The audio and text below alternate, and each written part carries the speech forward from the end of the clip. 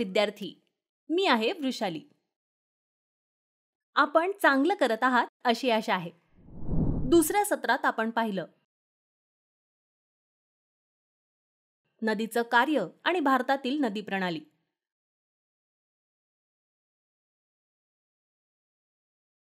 नद्यांचं महत्त्व, अर्थव्यवस्थेत नद्यांची भूमिका, नदी प्रदूषण, नद्या स्वच्छ करण्यासाठी कृती योजना. आता 10वीच्या सामाजिक अभ्यासातून भारतीय नद्या आणि जलस्रोत या विषयावरून पाण्याचा वापर आणि महत्त्व समजून घेऊ.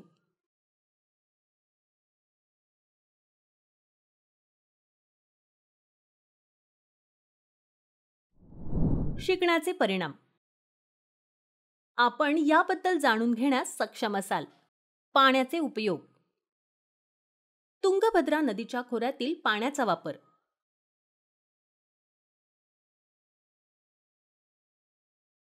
एक सामान्य पूल संसाधन म्हणून पाणी.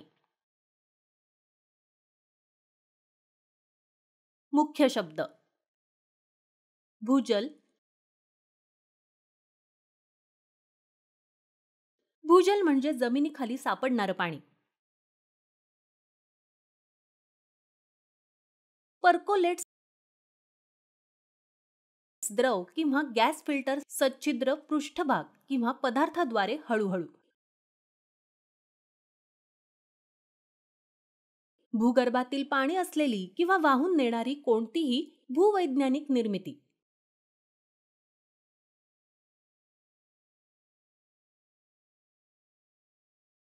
विशेषतः विहिरी, झरे इत्यादी यासाठी पाणी पुरवठा करणारी जलचर.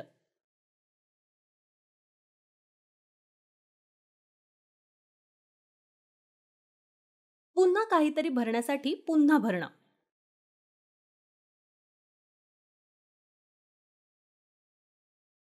अतिक्रमण. अतिक्रमण वाळलेल्या नदीपात्राचा पिकांच्या वाढीसाठी किंवा कचरा टाकण्यासाठी वापर करत आहे. असाधारणपणे कमी पर्जन्यमानाचा प्रदीर्घ कालावधीचा दुष्काळ, ज्यामुळे पाण्याची कमतरता निर्माण होते. पाणी वाटप कायदा. पाणी वाटप कायदा 2 राज्यांमधून वाहणाऱ्या नदीतून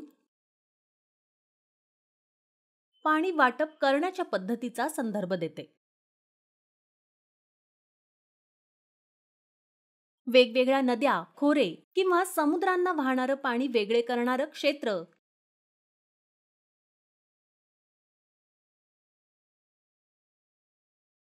किंवा जमिनीचे पाणलोट.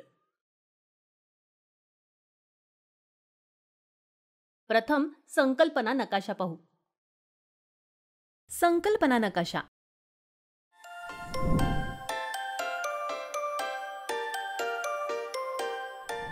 पाण्याचा वापर.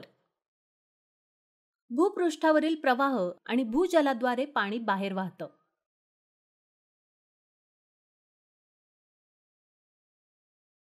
गावासारख्या प्रदेशाची कल्पना करा. नाल्यांमधून पृष्ठभाग वाहत असल्याने काही प्रमाणात पाणी गावातून बाहेर पडेल.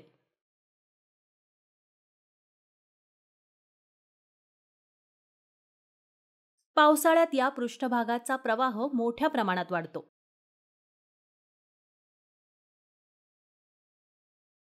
पावसाचा काही भाग जमिनीत झिरपतो आणि भूगर्भात जातो आणि जलचरांना पुन्हा चार्ज करतो.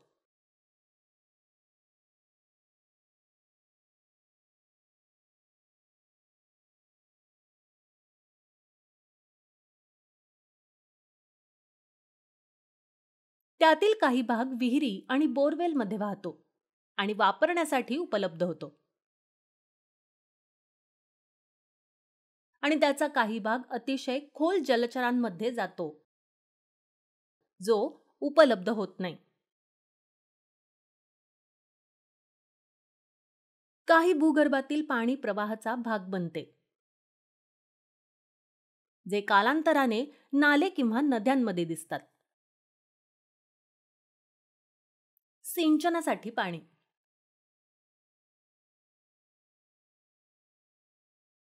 पाऊस किंवा सिंचन प्रक्रियेद्वारे पाणी पिकांच्या मुळापर्यंत पोहोचते.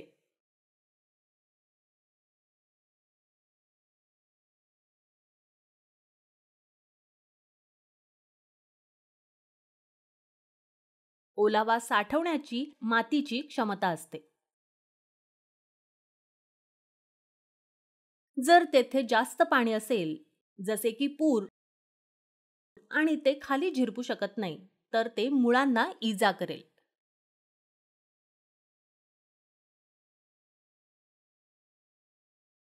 घरगुती कारणांसाठी आणि जनावरांसाठी वापरलेलं पाणी. पिण्यासाठी, स्वयंपाक करण्यासाठी, धुण्यासाठी, साफसफाईसाठी आणि जनावरांसाठी वापरलेलं पाणी अत्यावश्यक आहे. औद्योगिक वापरासाठी पाणी, उत्पादन प्रक्रियेसाठी पाणी आवश्यक आहे. आणि ही मागणी अनेकदा घरगुती आणि कृषी वापरांशी स्पर्धा करते. पाण्याचे इतर स्रोत. एखाद्या गावात टाक्या, तळी आणि तलाव पृष्ठभाग साठवण म्हणून असू शकतात. भारतातील बहुतांश गावे विहिरी आणि कूपनलिकांमधून पाणी काढतात.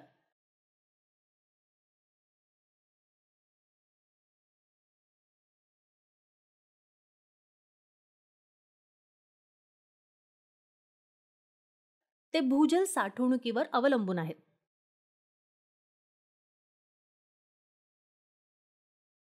हे प्रवाह आणि साठवण जोडलेले आहेत, तर काही पाणी थेट वापरलं जातं. याचा एक भाग म्हणजे रिचार्ज करणं किंवा स्टोरेज पुन्हा भरणं.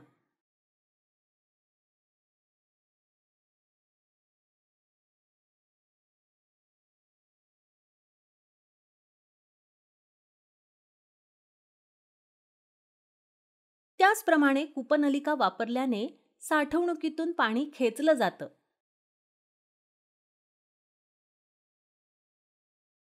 आणि त्यातील उपलब्ध पाणी कमी होतं.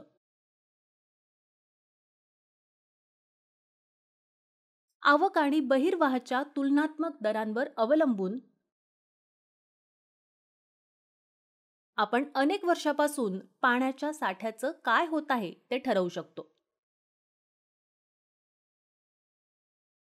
उपलब्ध स्टॉकची गणना कशी करावी? एका टाकीची कल्पना करा, जी सतत इनलेट पाईपद्वारे भरली जाते आणि आउटलेट पाईपद्वारे पाणी देखील सतत वापरलं जातं.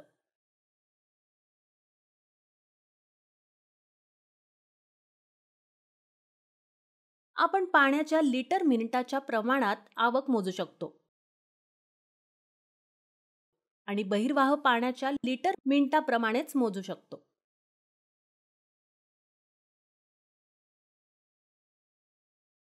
टाकीतील पाण्याचं प्रमाण बदलत राहतं, परंतु कोणत्याही एका क्षणी, सकाळी 8:30 वाजता म्हणा, आपण त्याचं प्रमाण लिटरमध्ये मोजू शकतो. त्यावेळेचा हा पाणीसाठा आहे.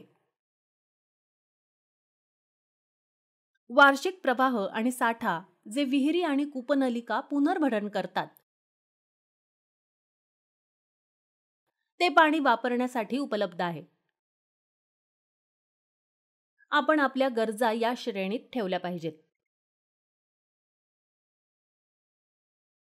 तुंगभद्रा नदीच्या खोऱ्यातील पाण्याचा वापर.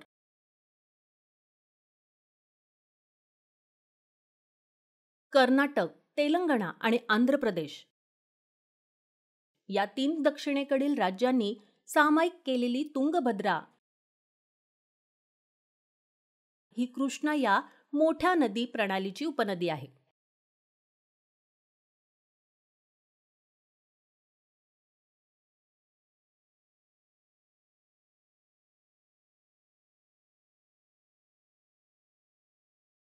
याचा उगम पश्चिम घाटात 71,417 किलोमीटरच्या पाणलोट क्षेत्रासह होतो.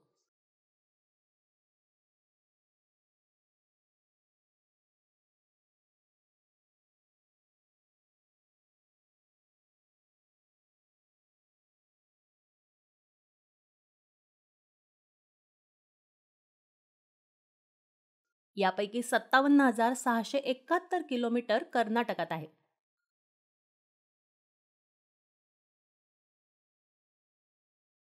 तुंगभद्रा खोऱ्याचे दोन भाग आहेत.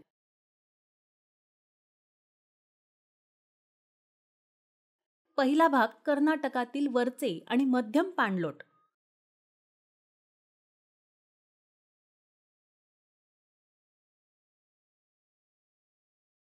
आणि दुसरा तेलंगणा आणि आंध्र प्रदेशातील पाणलोटाचा खालचा भाग. अधिकृत आकडेवारीनुसार या राज्यांमध्ये शेतजमीन हे मुख्य भूभाग आहे. झाडं, चर, पडीक जमीन, लागवडी योग्य कचरा, कायमस्वरूपी कुर्ण, जंगल आणि नैसर्गिक वनस्पती यासारख्या इतरांनी उर्वरित क्षेत्र व्यापलेलं आहे. काही प्रदेश पाणी साठवण प्रणालीद्वारे साठवण्यासाठी वापरले जातात, ज्याला टाक्या म्हणतात. तेलंगणा आणि आंध्र प्रदेशातील खोऱ्याच्या खालच्या भागात कमी पर्जन्यमान आणि दुष्काळी परिस्थिती आहे. काही प्रदेश पावसावर आणि भूगर्भातील पाण्यावर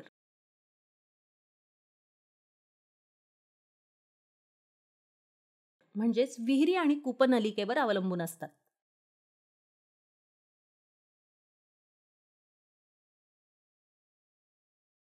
इतर क्षेत्र तुंगभद्राच्या बाजूने बांधलेल्या धरणामधून पाणी वाहून नेणाऱ्या कालव्याच्या पृष्ठभागावर अवलंबून असतात.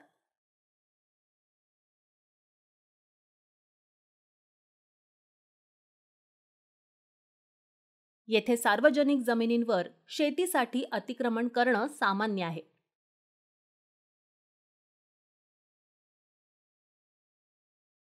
त्यामुळे वृक्षाच्छादनाच्या खर्चाने अधिक जमीन लागवडीखाली आणली जाते.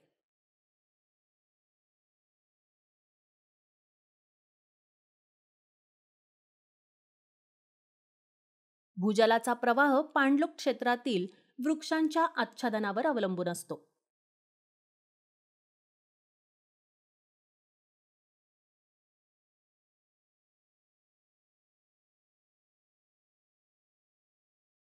अपुऱ्या वृक्षाच्छादनामुळे भूगर्भीय प्रणालीचे पुनर्भरण करण्याची संधी न मिळाल्याने पृष्ठभागाच्या प्रवाहावर पाणी वाहून जातं.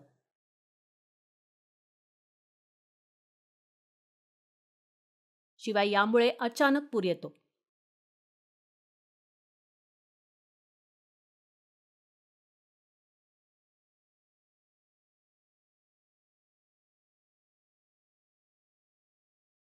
जर आपल्याला पावसावर आधारित आणि कालव्याद्वारे सिंचन असलेल्या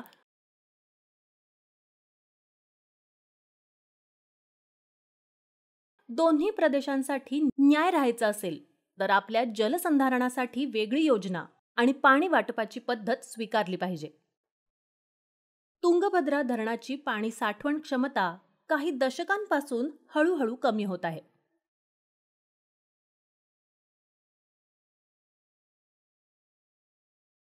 सुमारे 50 वर्षांपूर्वी जलाशयाची क्षमता 3,766 दशलक्ष घनमीटर होती.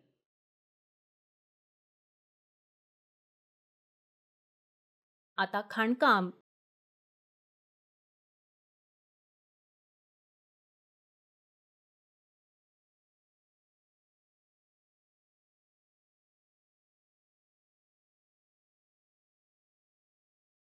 धूळ, मातीची धूप आणि ढिगाऱ्यांमुळे गाळ जमा झाल्यामुळे जलाशयाची साठवण क्षमता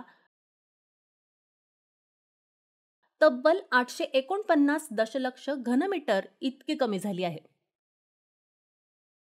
कर्नाटक, तेलंगणा आणि आंध्र प्रदेशातील संघर्ष सामान्यतः वापरासाठी पाण्याच्या उपलब्धतेशी संबंधित असतात. राज्य सरकारमधील कराराच्या आधारे पाणी वाटप केलं जातं.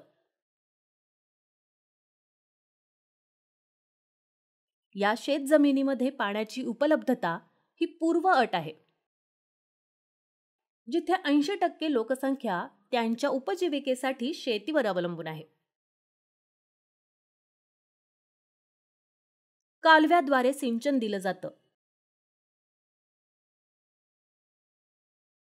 तर पावसाच्या प्रदेशात शेतकरी बोरवेलद्वारे भूजल काढतात.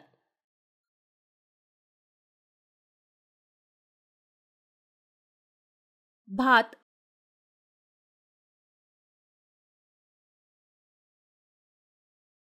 ज्वारी, ऊस, कापूस आणि बाजरी ही प्रमुख पिकं घेतली जातात. गेल्या 2 दशकांमध्ये लहान शहरं आणि औद्योगिक क्षेत्रांची संख्या वाढत आहे.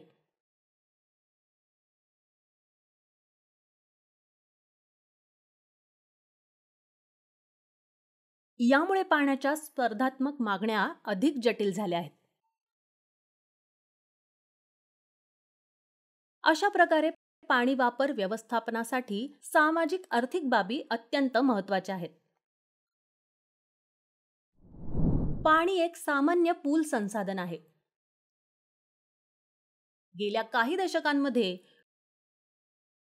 भूजल हे पाण्याचं मुख्य स्रोत बनलं आहे.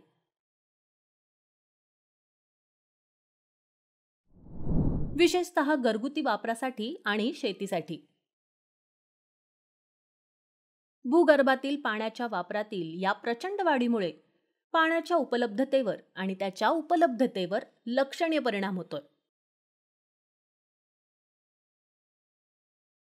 भूगर्भातून काढलेलं पाणी जमीन मालकाच्या मालकीचे असं गृहीत धरलं होतं.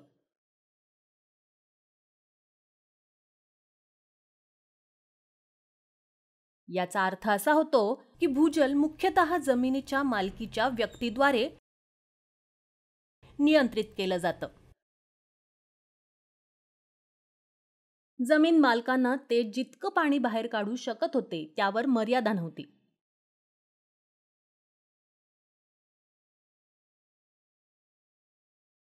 जेव्हा खूप जास्त उतारा असतो तेव्हा त्याचा परिणाम कनेक्टेड भागात इतरांवर होतो.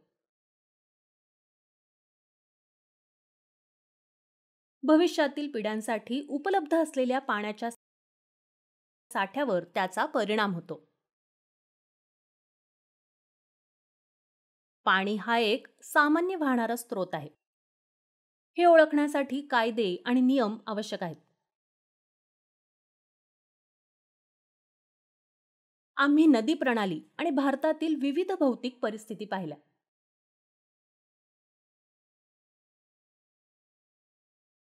कोणत्याही प्रदेशातील वापरलेलं पाणी, मग ते लहान पाणलोट असो किंवा नदीचं खोरं, सर्व आवक आणि बहिर्वाह विचारात घेणं आवश्यक आहे. या पार्श्वभूमीवर सध्या पाण्याचा वापर कोणत्या अकार्यक्षम आणि अयोग्य मार्गाने केला जात आहे हे आपण समजू शकतो. त्यामुळे हे भूजल कोणाचं आहे असा प्रश्न उपस्थित होत आहे. भूजल पृष्ठभागावर बनलेल्या मानवी जमिनीच्या मालकीच्या सीमांचं पालन करत नाही.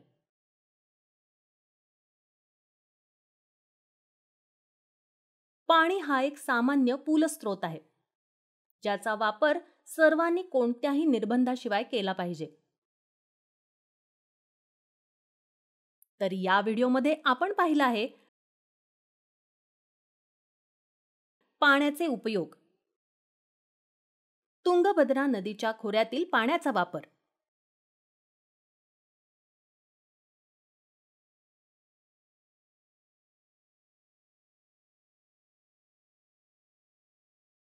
एक सामान्य पूल संसाधन म्हणून पाणी